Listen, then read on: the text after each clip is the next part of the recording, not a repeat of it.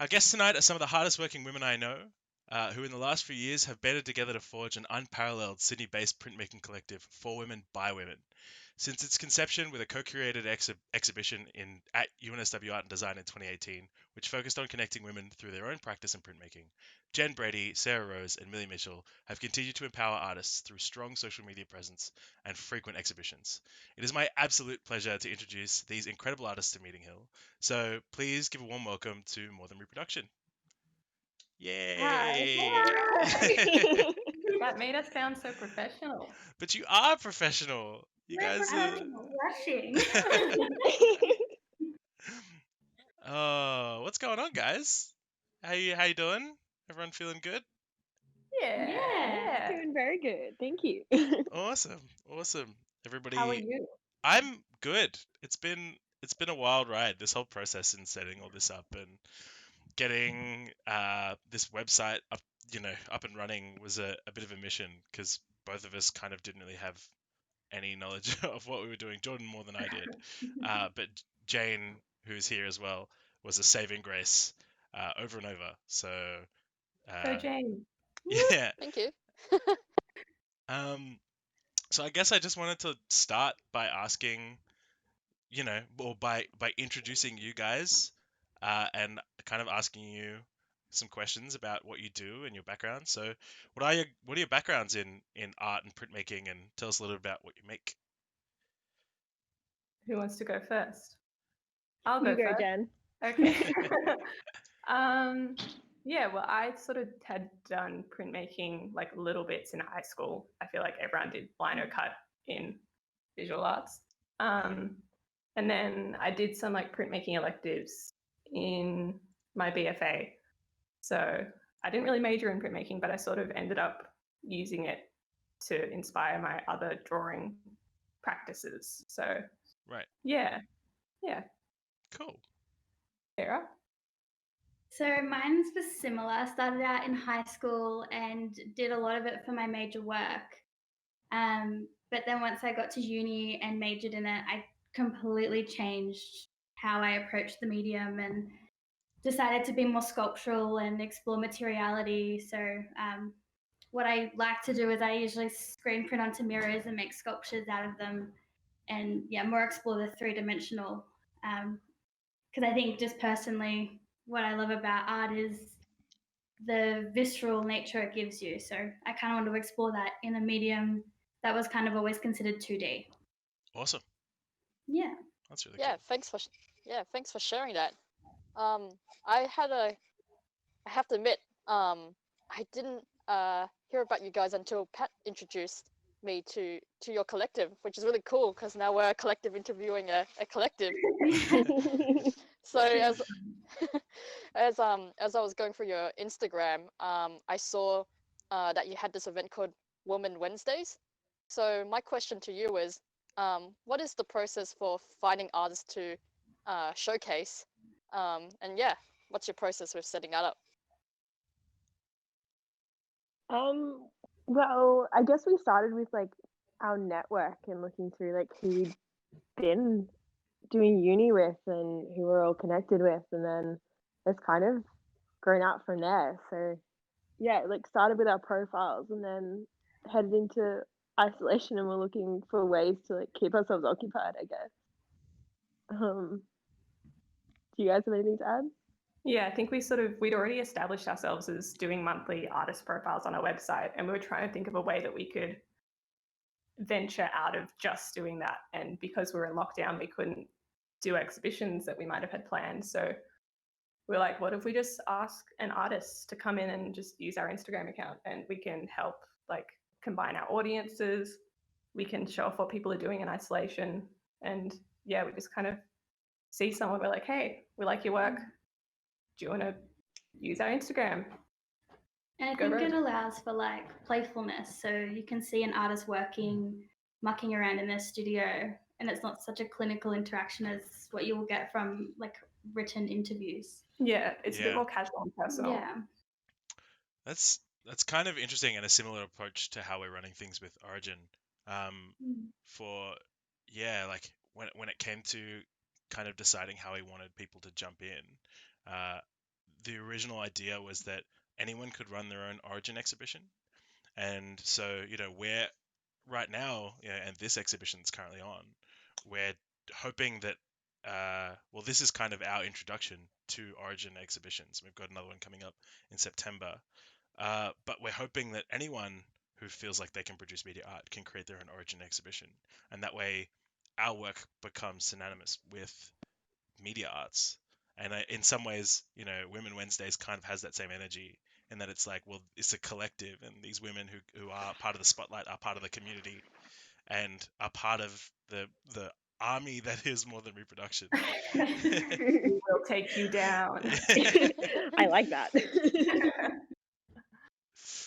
That's awesome. Cool. Thanks for sharing. Yeah. I guess to preface, as an artist, I come from a different background, more art technology.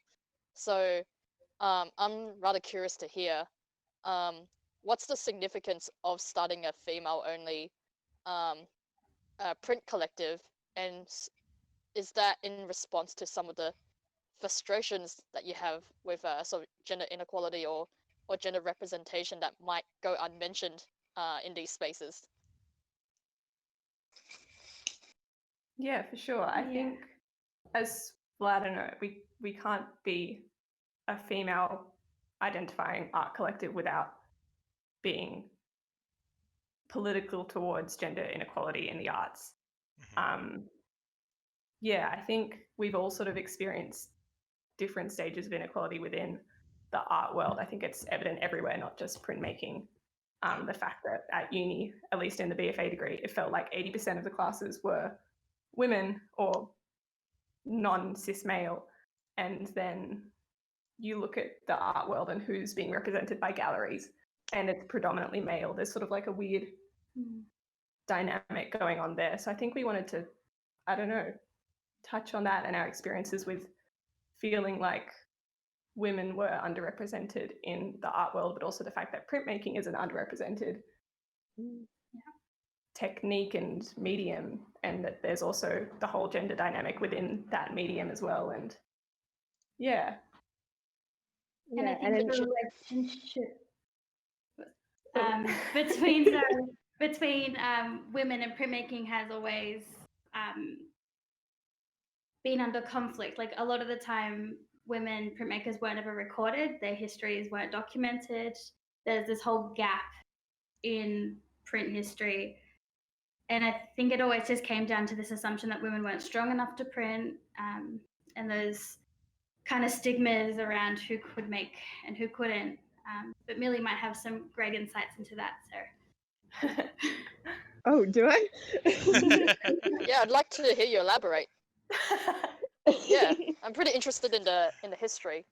I guess, again, I sort of know the history of how women are represented in technology specifically, but I guess I don't have the insight that you do into printmaking. So yeah, please tell. Yeah, well, I guess in printmaking, like, I guess many mediums within the visual arts, there's the male dominance in terms of like representations within galleries and significance in history. Yeah, I feel like history is more your bag, Sarah.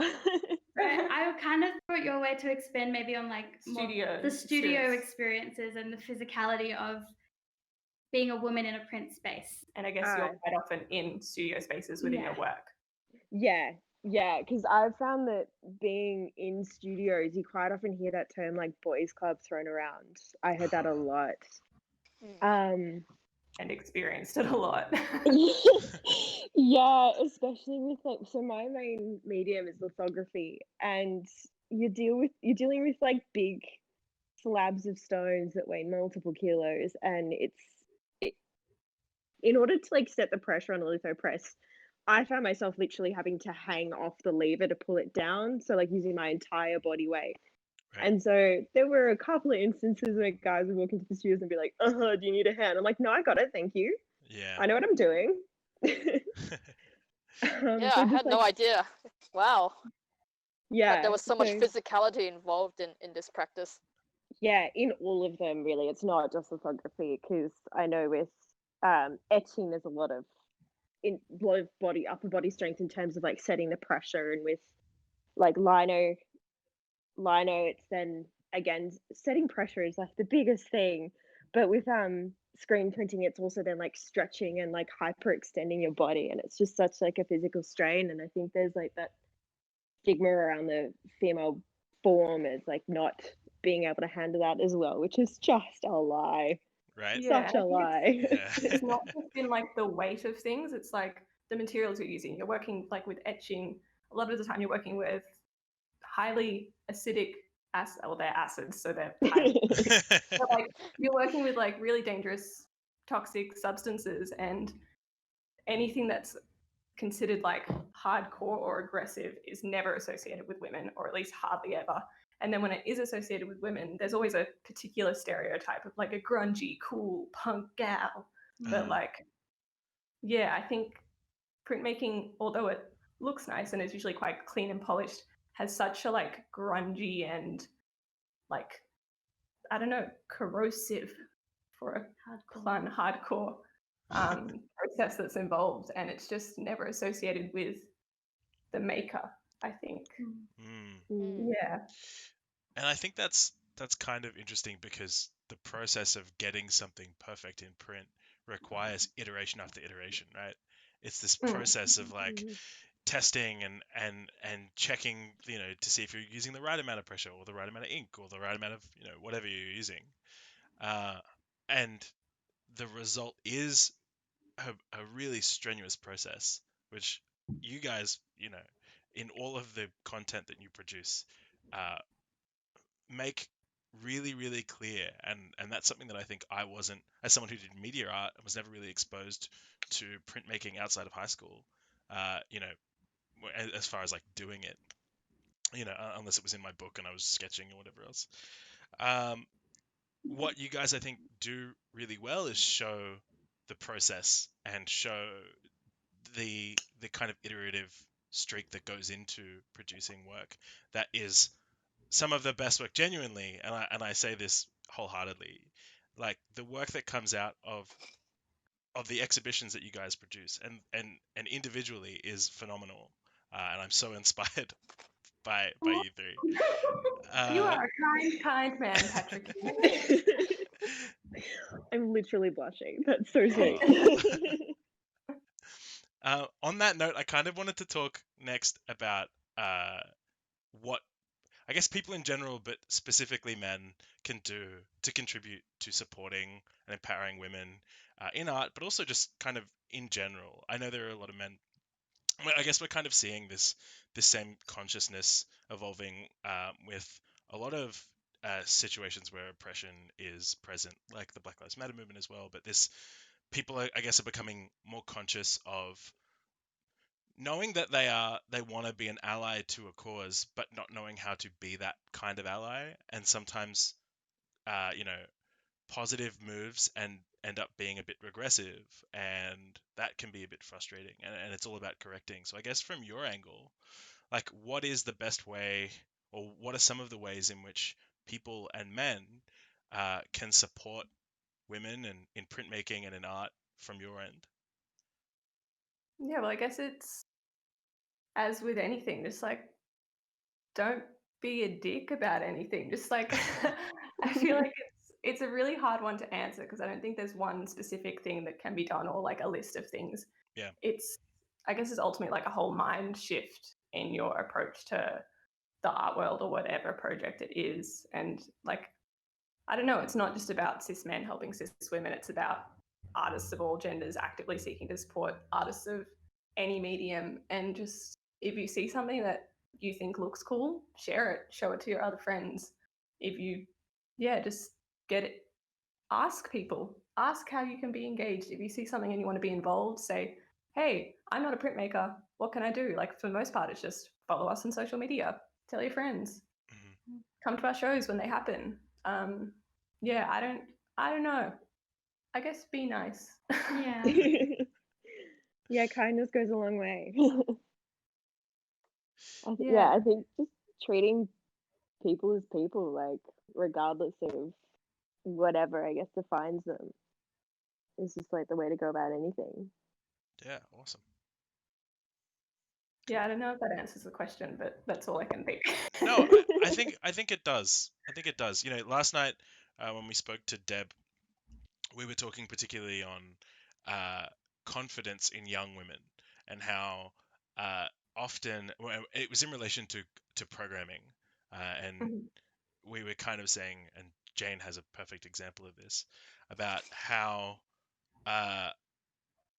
there are a lot of women who have the potential but aren't encouraged or don't have the confidence because it's not what they're brought up with or not what they're encouraged to do growing up.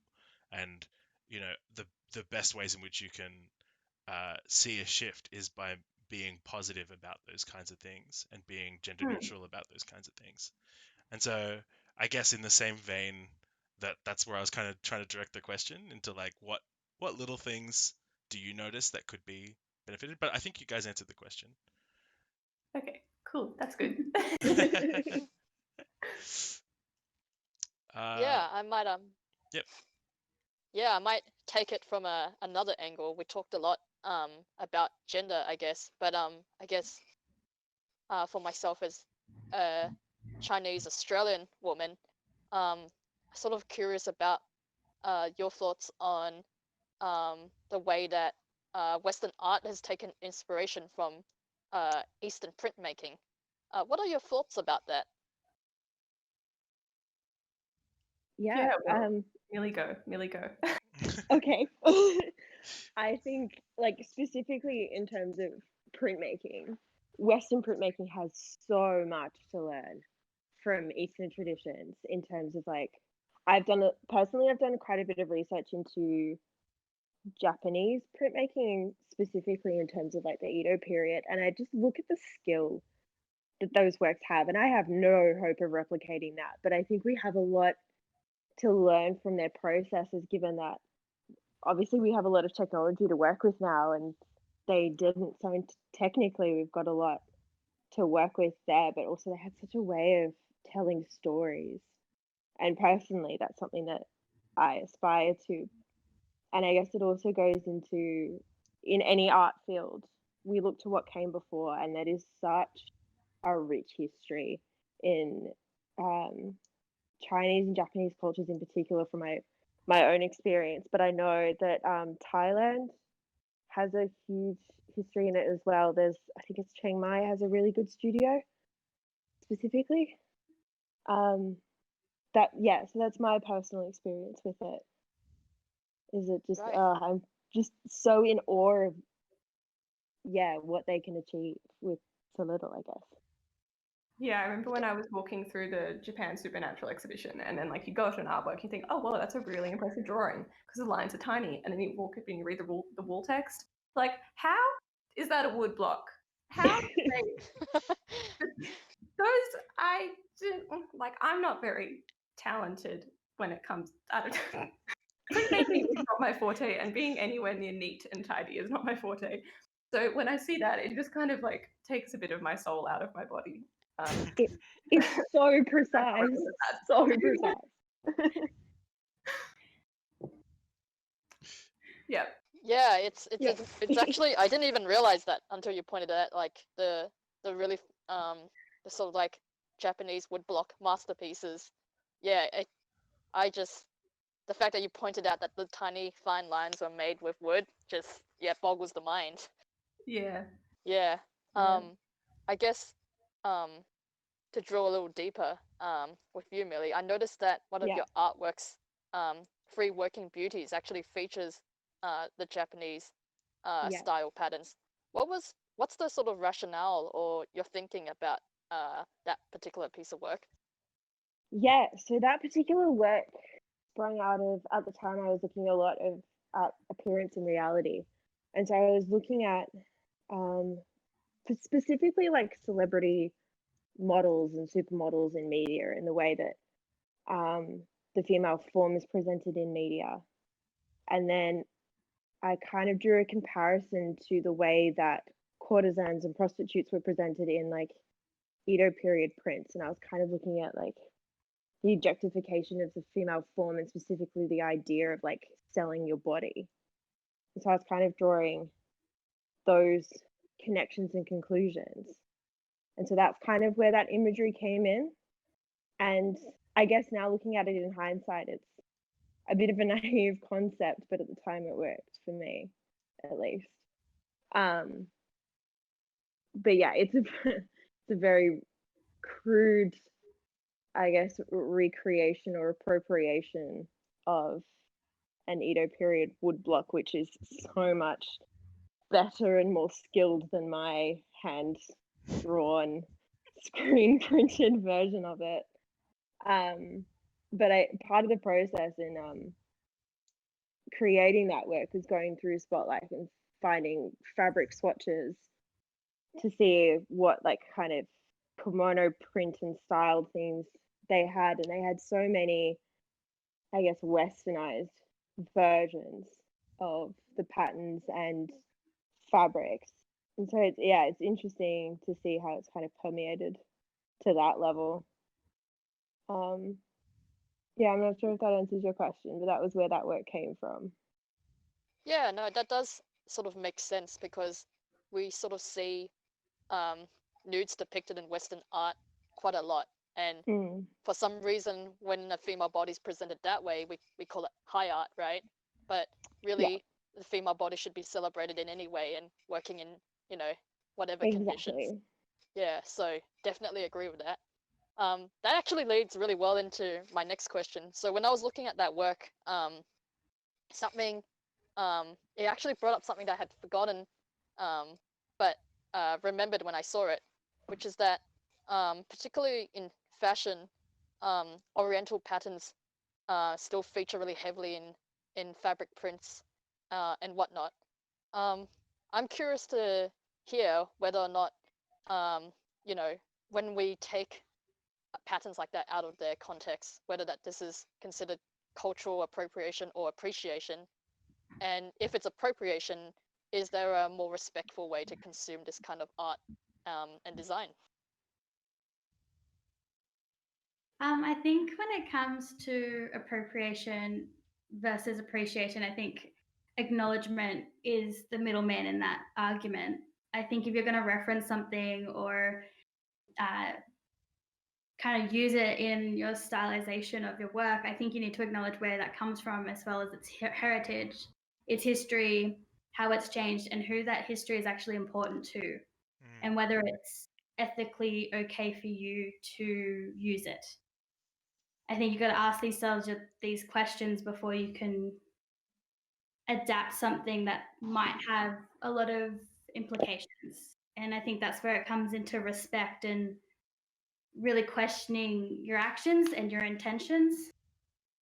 But I think it comes down to intention and what you're really hoping to get out of it, and how it actually extends your conceptual premise, or it might even be in conflict to what you're doing. I think it's all about what you're using it for.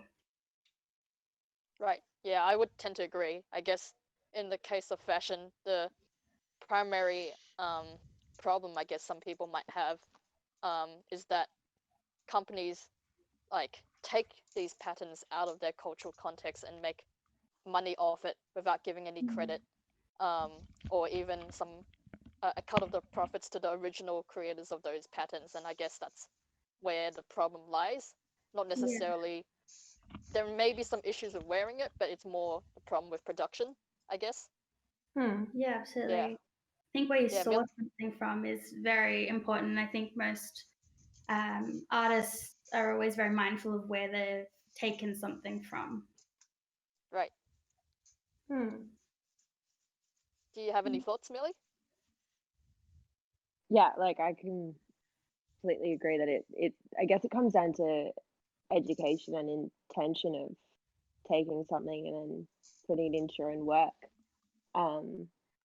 I don't have much experience myself in developing patterns for mass production, but I definitely think there needs to be an increased awareness of where these patterns have come from. Like, they're not just a garment that you can buy in fast fashion and wear. Like, they have a rich history that is not being communicated, and I think it should. For sure.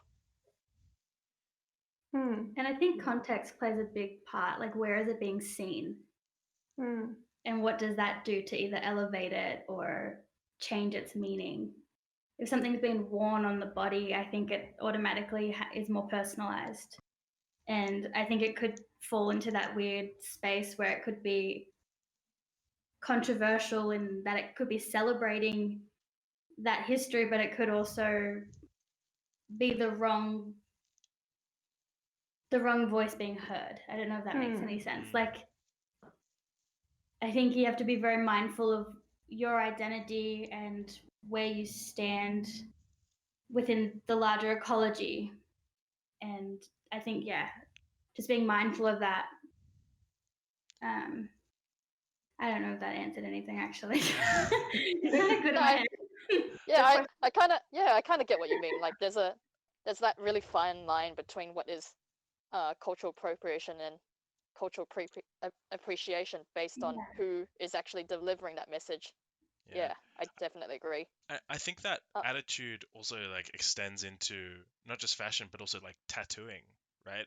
As something that has like has such a history in like in tribes that date back like centuries, and then I guess the way people wear these markings, it it's such a fine line between misrepresenting a community. Maybe it means something to you, but you don't appear to be of that cultural background, and then there are people who are trying to correct those people based on the prints that they have. Like the symbolism behind prints is so based on the context and how people wear them. As you were saying, Sarah, like when it's worn on the body, it means something different to when it's put on, like when it's observed through a book or on a wall, and it's like that's such an interesting spectacle, I find, that you see a lot. Yeah. It's sort of unrelated but also related. The question kind of reminded me of learning about the appropriation within Indigenous art, in terms of like a lot of traditional dot paintings being appropriated into touristy sort of t-shirts and little boomerang key rings without any acknowledgement of like the original artist or where that design came from, and what community it's from, or what it even means. It's like the drag and drop of dot paintings onto different merchandise as a way to advertise Australia with no understanding of what it's even saying. Yeah, I think it relates to so many cultures. And yeah, I've got no idea how we fix it because it's such a larger than life sort of thing. But I think if you're hesitating, just don't do it. Yeah. I think it's also thinking about that when you're making something, remembering that literally everything can be read politically. And like if you're making work about the body is political whether you intend it to be or not. Like if you're making work based on a cultural print or a cultural design, whether you're intending it to or not, it can be read politically. And just I think thinking about who's going to be reading it, even the people you don't think are going to be looking at something, taking that into consideration when you're creating something, and then educating yourself about what you're actually making is really important. But when it gets beyond the point of the artist, then I don't know how you intervene when it's based on like fashion brands appropriating something. I don't know where that point is. It's not an easy problem to solve. I remember seeing a documentary, might have been Vice, but it was covering Indigenous communities that make most of their money, and Indigenous businesses that make most of their money off of making traditional instruments, and and the fact that they're going out of business because local tourism stores aren't checking where these didgeridoos and instruments are being imported from, and they're actually being mass produced in Thailand. And so these artists are getting their produce, like their art, knocked back because the stores that are selling them, that were supposed to have, well, and to their eyes, they've got the sticker of approval, and so they're bringing them in. They're actually like unknowingly rejecting Indigenous artists and accepting these fakes that are being produced from Thailand.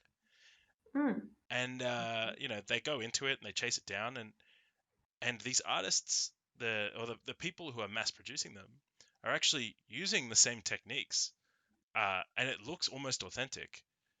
But that level of authenticity, you know, it's actually robbing people who need this money, who work hard for this work. It's like someone mass producing your work, and the person who's willing to sell it, has no idea where it's coming from, and they think it's from you, but because they're not willing to do the research, then the person who suffers the most is like the culture and the people who started all of this in the first place. That was such an eye opener to me about, like, and I think that's where I really started learning a lot about things like slow fashion and you know, where, like, understanding where things are sourced from, and the kind of issues around mass production, and where inks and stuff are being sourced from. And I think that's something that a lot of people coming into the future I'm hoping will start to realize as we move towards this, like, sustainability age. Yeah. Yeah. Yeah. Speaking of the future, I guess I guess the invention of the printing press was sort of a major technological advancement for us, that led to the easier access of information, because you no longer had to refer to these original books to get whatever information you needed. What do you think is the next technology that will make a serious impact on society, whether that's good or bad? How might printmaking sort of fit in with that? I've got no idea. That's a hard one. I think Yeah, it that, is a tricky one. yeah, especially in just like a more general sense. Like, we're so bombarded with new technology like every 5 seconds. And a lot of the time it's advancements on things that we already have. So I'm sort of like, it's probably an invention that we already have. It's just either not as accessible or it's not in that stage yet. But yeah, in terms of printing, I don't know, because a lot of the equipment we use, at least in more traditional printing techniques, is like still old. Like, Yeah. And You- still you- require yeah. an artist to. I think the only like advancements that I've seen are just making them smaller, and like things like tabletop presses, or like Yeah. these mini tiny 3D printed etching presses that are like 15 centimeters tall and are probably not that useful when you think about it, but they're cheap. But I Yeah, think I feel technology's changed it Yeah. as well. In that, like, now you can make stencils on the computer, and you can turn imagery into a matrix, and I think it's changed the style. yeah, I think inherently the way that prints are created, and maybe I'm biased because I'm coming from the lithography perspective, but I find that printmaking is so stuck in its ways. Like, I feel like we can use technology to enhance the system that's already there, but the system itself is not going to change that much. Like, when I think about some of the presses that we use for lino cut, like, they're the same presses that we used to print the first medical journals. Like, even the machinery itself is so old. I feel like the advancements might come from, like, making them more accessible or cheaper, but I don't think the actual mechanisms are going to change that much. Yeah. Like, I guess in sort of things like, I know Sydney printmakers, they accept printmakers that don't do, like, they're still in traditional in the sense that they're tidy and neat and sort of clean edges, signed off and stuff, but they accept digital outputs. So like inkjet prints and that sort of stuff. But even then, it's still quite traditional in its presentation. So although the technology might have changed in that sense, like, yeah, I don't know, there's still that underlying tradition of neat paper, hand printed, or very methodically printed. And yeah, I don't know. But even a printer is an expansion on printmaking. Yeah. You know, it breaks down things into CMYK, which is the same thing you do in screen printing. Yeah, and even then, printers are so old. Yeah. Or Like- even maybe it's just like pushing the print, like what Sarah does, pushing it into a sculpture form. Like, Yeah. Maybe it's not so much the technology as like what you do with the output. Yeah, I'd say like the newest advancement in technology in terms of artists we've worked with would be like Beth Smith. She prints with her body, Yeah. which is not a printing mechanism. Sure, the body isn't anything new, but it's a new technology for print, I guess. Body prints, but even then it's not that new, so I don't really know. But I think the new technologies are not necessarily contemporary in a chronological sense, but they're exciting and experimental, that they're playing with things that are already happening.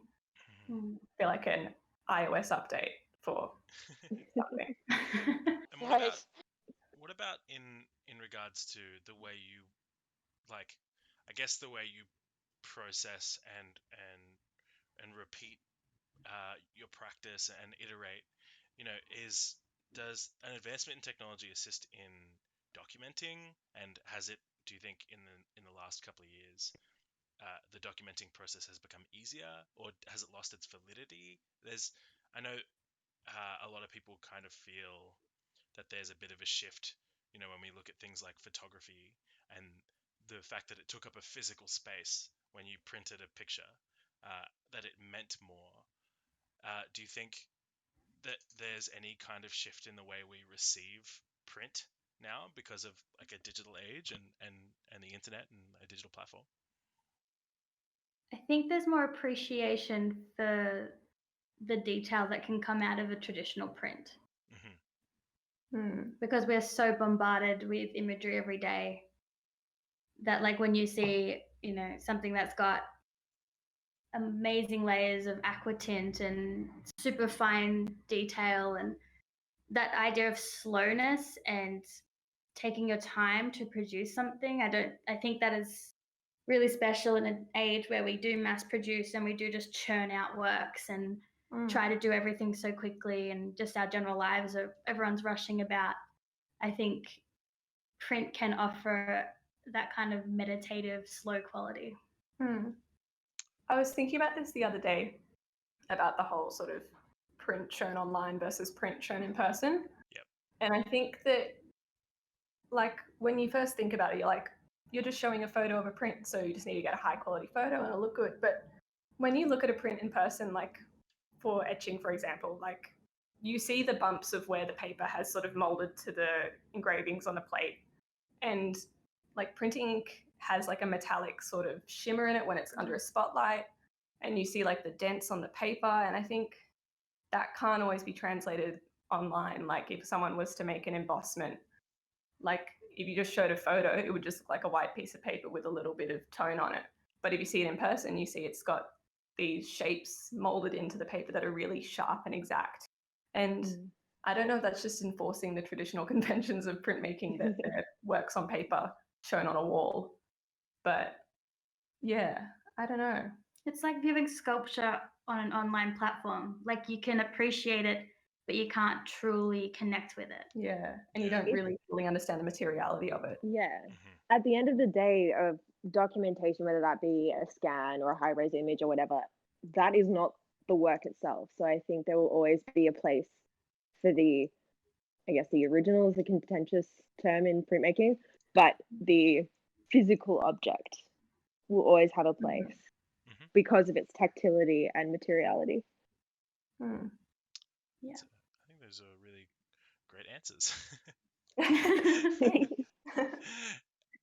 I guess I kind of just wanted to ask you guys about, bringing it all back to the collective. As a part of Origin, we kind of have ideas about where we want to take the collective, and if we had all the money in the world and all the success, where we'd want to end up, or just what our visions are for the next few years. I'd love to know what you guys have in store, or like what the ultimate vision looks like for More Than Reproduction, given you had all the means to create whatever you wanted out of it, and what does that look like, and where does that take you? I think we're still trying to figure it out. Like we've been confined to the digital sphere for a bit longer than we were originally planning. Like we started off March last year, just as a website doing artist profiles, and now we had a show in March this year. which helped us sort of step out of that realm. And now we're sort of back on there again, doing a bit more. Yeah, we're still trying to figure out what a physical presence for us looks like, whether it's sort of just doing regular shows or having like, I don't know, a physical place that we work from, or yeah. Cool. And I think we're kind of facilitating a bit more of a community, and I think the bigger we grow that, the better, like connecting other artists and really allowing people to come together and, you know, learn from each other. And I think that's kind of what it's all about in the art world anyway, and I'm sure that's what you want out of your collective as well, is a whether it be virtual or physical, just a space where people can come together. Yeah. And, there is the pipeline dream of, you know, having a studio one day with a million presses and every exposure unit and a gallery attached to show everyone's amazing work. And a residency program and lots of big dreams. But in terms of the next couple of years, not sure. But I think that's exciting because, like, if you told us that isolation was coming, we probably would have thought it's the worst thing ever, particularly for printmakers. But I actually think us as a collective have been able to grow in ways that we wouldn't have predicted. Yeah, I say we've like, if I'm looking from a statistics point of view, our social media, like we've grown like 200 followers more over the past like 6 months. Incredible. Yeah. Maybe less. Wow. Yeah. Just from like doing things like Women Wednesday catch-ups and like the online exhibition we have coming up. I think, yeah, we've opened up a lot more opportunities than we expected, and I think it's been really good for us. Yeah, awesome. I guess on that note, while we kind of wrap things up, do you guys want to give a bit of a pitch and tell us about what the exhibition's about coming up and when it's coming up? Absolutely. Yes, so we have an online exhibition coming up called Print in Isolation. Yes, it's another online exhibition about isolation. But it's I think it's going to be really special.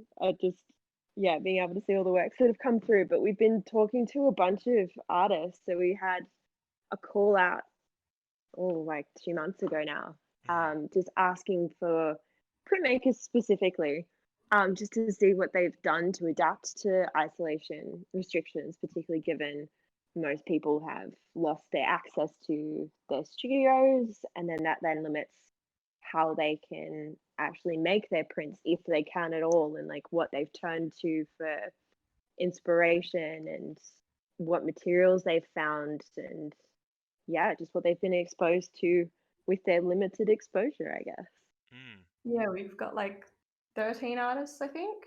Oh, wow. 13, like, half of them we had never heard of before, which was incredible. Like Oh, we have really? loose connections to them, Oh, like that's great. friends or something, but a lot of them we had never seen their work. We might have seen their name floating around, but they're new, and it's just really cool to see what people are doing. And yeah, there's lots of exciting work happening, and a lot of it isn't work. It's more like reflective on what they've been doing and a sort of sneak peek into their ongoing practice and how that's been adapted. Yeah.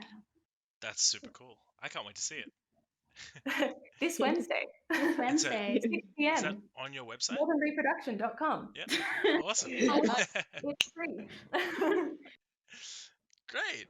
Well, thank you guys for joining us on Meeting Hill and as part of the IRL2RL exhibition.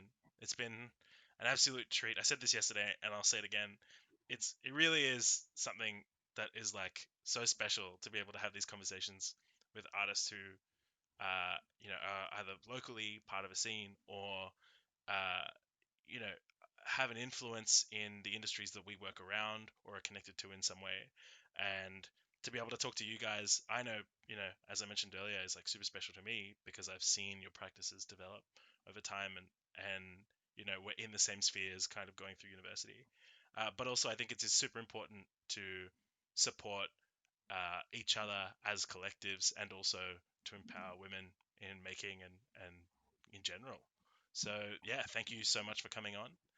And Tune in Thanks so much. tomorrow, listeners and everyone else, because we'll have an Origin online meetup. So anyone who's interested in like who makes any kind of media art or is just interested, we're all going to be in here chatting, having drinks, so you can come along. So yeah, thanks Jen, thanks Millie, and thanks Sarah, and thanks Thank Jane you. for joining me. Thank you. Yeah, thank you all. It's been lovely here on this rug on the hill. All right. See you later, everyone. All right. Goodbye. See ya. Bye. Thanks for coming.